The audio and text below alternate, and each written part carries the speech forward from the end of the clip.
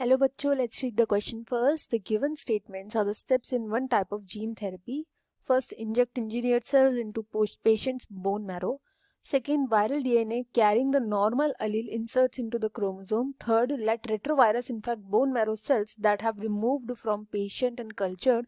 And fourth, insert RNA version of normal allele into retrovirus. The correct sequence is, हमें यहाँ पे sequence बताना है इसका.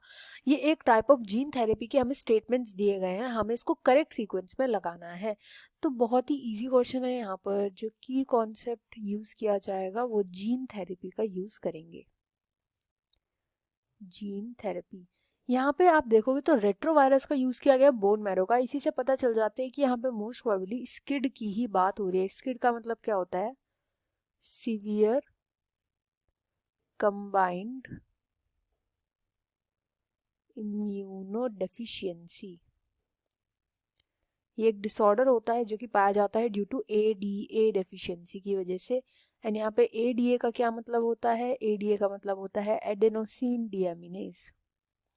एडेनोसिन डीएमिनेज ये एक एंजाइम होता है जो कि बहुत इंपॉर्टेंट होता है हमारे इम्यून सिस्टम के लिए. बहुत इंपॉर्टेंट होता है. अगर ये एंजाइम हमारे अंदर प्रेजेंट नहीं होगा या इसका जीन जो बनाने वाला होता है वो प्रेजेंट ही नहीं होगा ना, तो ये डिसऑर्डर हो जाता है स्किड.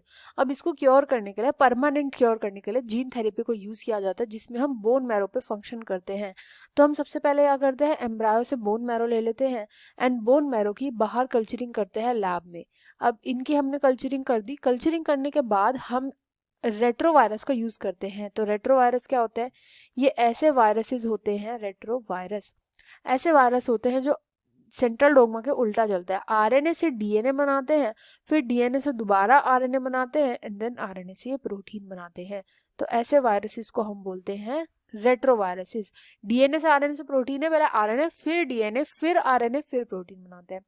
तो इनका हम यूज करते हैं. इनमें हम क्या करते हैं, जो जीन होता है, gene for ADA adenosine deaminase का जो जीन होता है, इसका हम एक आरएनए वो वर्जन बना देते हैं. ये आरएनए वर्जन हम डाल देंगे इस रेट्रोवायरस के अंदर. जब इस रेट्रोवायरस के अंदर पहुंच जाएगा तो ये आरएनए अब इधर बनाएगा डीएनए. ये डीएनए बनाएगा, डीएनए से फिर बनेगा आरएनए, आरएनए से बनता है प्रोटीन. एंड ये कहाँ पे बनेगा प्रोटीन? ये बनेगा हमारी बोन मैरो के अंदर. तो देखो इसका जो राइट वर्जन होगा वो 4 से स्टार्ट होगा कि insert RNA version of normal allele into retrovirus. सबसे पहले हम आरएनए वर्जन को हमने क्या किया, रेट्रोवायरस के अंदर डाल दिया. उसके बाद हम इस रेट्रोवायरस को भेज देंगे. जब हमने अपना ट्रांसफॉर्मेशन कर लिया, रेट्रोवायरस हमने देख लिया कौन कौन से ट्रांसफॉर्म रेट्रोवायरस है, इनको अब हम डाल देंगे बोन मैरो के अंदर जिनको हमने कल्चर किया है. बोन मैरो की सेल्स के अंदर डाल देंगे.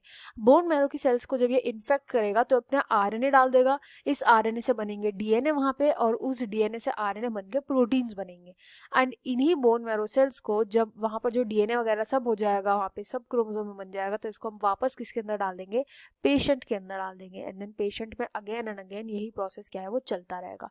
क्योंकि ये आरएनए जो आता है ना, ये आरएनए, ये जो डीएनए बनता है ना, ये जाकर के इंसर्ट हो जाता है क्रोमोसोम के साथ. क्रोमोसोम के साथ इंसर्ट हो जाता है ये. इसलिए ये परमानेंट सॉल्यूशन होता है इसका एडीए डेफिशिएंसी का. तो यहाँ पे जो राइट आंसर होगा वो होगा सबसे पहले फोर्थ स्टेप, उसके बाद third step let retrovirus infect bone marrow cells, उसके बाद होगा वायरल डीएनए जो होता है, वायरल डीएनए जिसमें कि नॉर्मल एलील होता है वो क्रोमोसोम में जाकर के इंसर्ट कर जाता है. एंड देन लास्ट में हम वही वाले जो बोन मैरो की सेल्स होते हैं उनको नॉर्मल पेशेंट्स के अंदर डाल देते हैं. तो यहाँ पे जो राइट आंसर है वो ऑप्शन बी हो जाएगा 4 3 2 1. I hope you understood well. Best of luck and thank you.